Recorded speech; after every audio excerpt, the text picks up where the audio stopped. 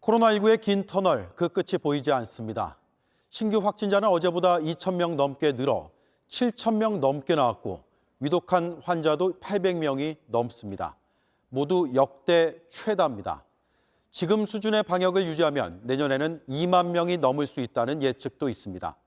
이제라도 다시 방역의 고삐를 줘야 한다는 목소리가 높아지는 이유입니다.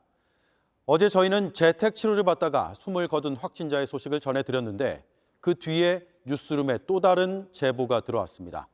마찬가지로 중환자 병상이 없어서 기다리다 허무하게 숨을 거둔 확진자의 사연입니다. 그 소식부터 전해드리겠습니다. 박민규 기자입니다. 감염병 전담병원으로 지정된 서울의 한 병원입니다. 코로나 환자 87살 A씨가 이곳에서 숨진 건 지난 4일입니다. 이번 나흘째였습니다. 할 수 있는 게 없었다고 의료진은 털어놨습니다. 전원에 가야 된다 말했지만 서울시에서는 병상이 없다는 답변만 왔죠. 오늘 안 되면 돌아가신다라는 걸 다 적어놨거든요. 중환자실로 옮겨서 기관 삽관 등 처치를 해야 했지만 그러지 못했다는 겁니다. 중환자실에 가지 못해서 돌아가신 환자인 거예요. 숨을 못 쉬고 폐가 망가지신 분인데 할 수 있는 치료가 없는 거예요. 한서 주는 거랑 스테로이드 치료하는 거 말고. A씨는 만성 폐쇄성 폐질환을 7년 넘게 알아왔습니다. 9월달부터 몸이 좀 안 좋긴 하셨어요. 폐렴 증상이 나타났다가 다시 또 입원해서 치료받고 그런 과정을 계속 거치다 보니까 혈관도 피부도 많이 약해지셨고. 지난달 입원한 요양병원에서 집단 감염이 벌어지면서 다른 요양병원으로 옮겼습니다. 그러나 확진 판정을 받고 또 감염병 전담병원으로 옮겨가야 했습니다. 빈 병상을 찾기는 이때도 어려웠습니다. 요양병에서 돌아가시라는 얘기냐 그랬더니 상황이 어쩔 수 없어 거기서 돌아가실 수밖에 없어요 이렇게 그렇게 얘기를 하시더라고요. 어머니는 중증이시잖아요. 간신히 빈 병상을 찾았지만 문제는 여전했습니다. 상태가 나빠져도 중환자 병상에 가지 못할 수 있으니 그대로 숨질 수 있다는데 동의해야 입원할 수 있었습니다. 상태 나빠지면 CPR이라든가 기관삽관 이걸 하지 않겠다는 동의가 된 환자가 받고 있는 거거든요. 정말 의사로서 처참한 거죠. 코로나 치료는 국가가 전액 부담하지만 병상이 모자라 이런 전담병원 치료비는 열흘까지만 지원됩니다. 열흘 뒤 퇴원하거나 옮기지 않으면 병원비를 환자가 내야 합니다. JTBC 박민규입니다. 환자뿐 아니라 의료진 역시 병상 부족으로 살얼음을 걷는 고통을 받고 있습니다. 수도권에선 코로나19에 걸린 뇌출혈 환자가 음압수술실을 찾지 못해 며칠간 기다려야 하는 일도 있었습니다.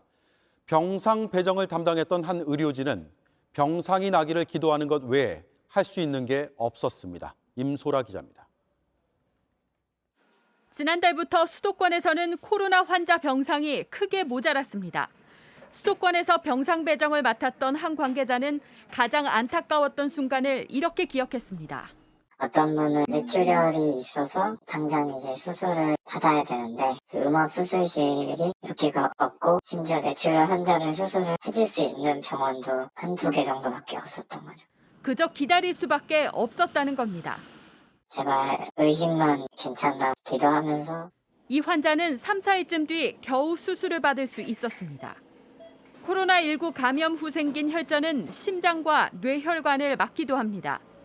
생명을 앗아갈 수 있는 이런 위험한 합병증을 관리해 줄 수 있는 병원이 턱없이 부족합니다. 병상이 많을 때는 한두 개 병원이라도 비어있기 때문에 괜찮은데 이렇게 부족할 때는 하루하루 기도를 하면서 지내야 하는 거죠. 거동이 불편한 요양병원 환자들은 병상을 받기가 더욱 어렵습니다. 일반 코로나 환자보다 더 많은 의료진이 투입돼야 하기 때문입니다. 조금 받기를 꺼려하고 있죠. 가장 대표적인 돌볼 민력이 없어서 받을 수 없다 이렇게 대부분 말씀하시죠. 지난해 3차 대유행 이후 감염병 전담 요양병원을 만들긴 했지만 환자가 급증하면서 이마저도 병상이 모자란 상황입니다. 수도권에서 병상이 나기를 기다리는 70세 이상의 환자는 378명에 달합니다. JTBC 임소라입니다. 중환자 병상이 부족한 건 코로나19 환자에게만 해당되는 문제가 아닙니다. 다른 위급 환자들도 병상을 찾아 떠돌고 있습니다. 대전의 가스 중독 환자는 갈 곳이 마땅치 않아 80km 떨어진 전북 익산까지 이송됐습니다. 김나은 기자입니다. 지난 6일 대전 동구의 119 구급대원들은 30대 여성 A씨가 연탄가스에 중독된 것 같다는 신고를 받았습니다. 곧바로 출동해 현장에서 A씨를 발견해 응급조치를 하며 이송할 병원을 찾았습니다. 하지만 대전 안에선 갈 병원이 없었습니다. 고압산소가 있는 곳으로 이송을 해야 하는데 대전은 건양대병원이고요. 건양대병원에 연락을 해봤더니 중환자실에 들어가셔야 되는데 중환자실 베드가 없다고. 결국 80km를 달려 전북 익산의 대학병원까지 가야 했습니다. 차로 1시간 30분 거리입니다. 이런 일이 이날 처음은 아니었습니다. 열이 39도에 이르는 70대 남성도 같은 날 오후 대전의 한 찜질방에서 쓰러졌습니다. 코로나19가 의심됐고 음압병실을 갖춘 병원에 가야 했습니다. 하지만 역시 대전에선 갈 병원을 찾을 수 없었습니다. 관내 병원이란 병원은 다 전화해봤는데 음압실이 꽉 찼다고 그래가지고 갈 수가 없는 상황이고 차 안에서 대기할 수도 없었고 그래 충북을 확인해 본 거예요.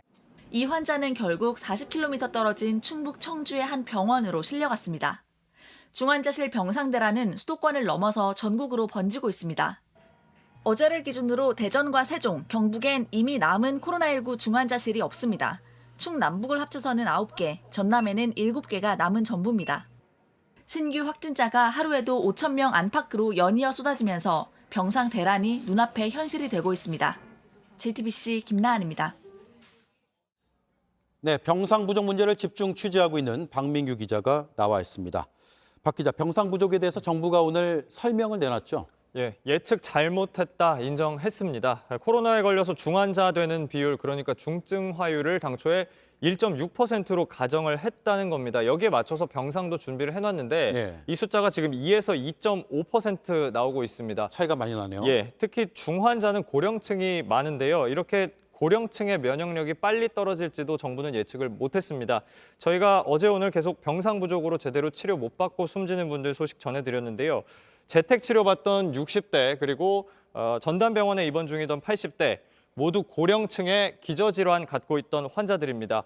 호흡이 가빠지고 위독해지면서 바로 처치해야 했습니다. 하지만 병상이 없어서 못했습니다. 네, 이게 저희 취재로 드러난 것만 이렇고 또 있을 수 있죠. 그렇습니다. 중환자실 말고 그러면 그 아래 단계의 병상이 있지 않나요? 예, 그게 준중증 병상인데요.